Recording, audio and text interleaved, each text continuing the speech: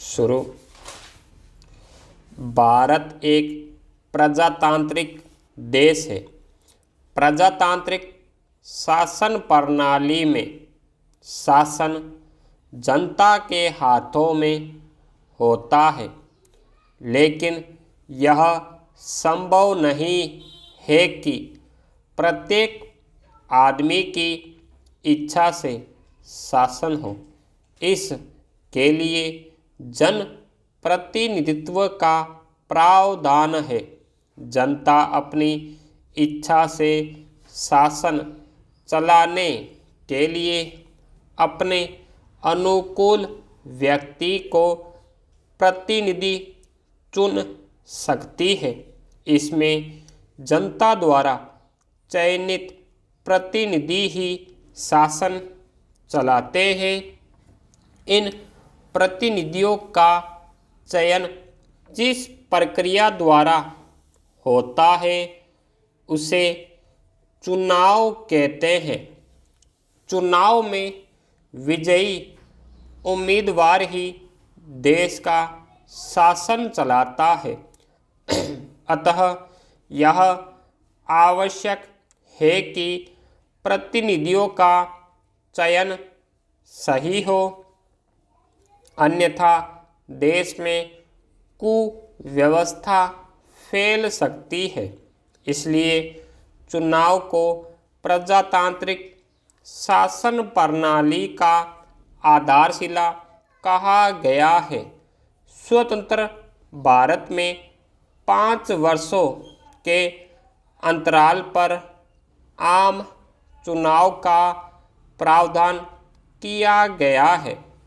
भारत में चुनाव व्यवस्था सुचारू ढंग से चलाने के लिए निर्वाचन आयोग की स्थापना की गई है, जिसका प्रधान मुख्य निर्वाचन आयुक्त होता है।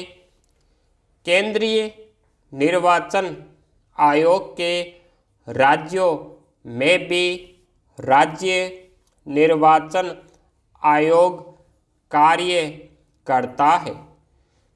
चुनाव में 18 वर्ष या उससे ऊपर के सभी वयस्क स्त्री पुरुषों को मत देने का समान अधिकार है।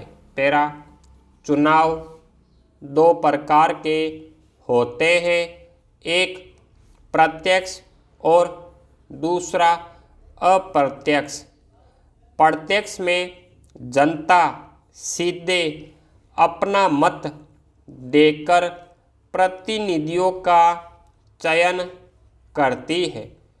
चुनाव विधानसभा और लोकसभा के सदस्यों का चुनाव। अप्रत्यक्ष चुनाव में जनता द्वारा चयनित प्रतिनिधि ही चुनाव में भाग लेते हैं। राष्ट्रपति, उपराष्ट्रपति, विधान परिषद अथवा राज्यसभा के सदस्यों आदि का चुनाव के लिए सर्वप्रथम चुनाव आयोग द्वारा अधिसूचना जारी की जाती है।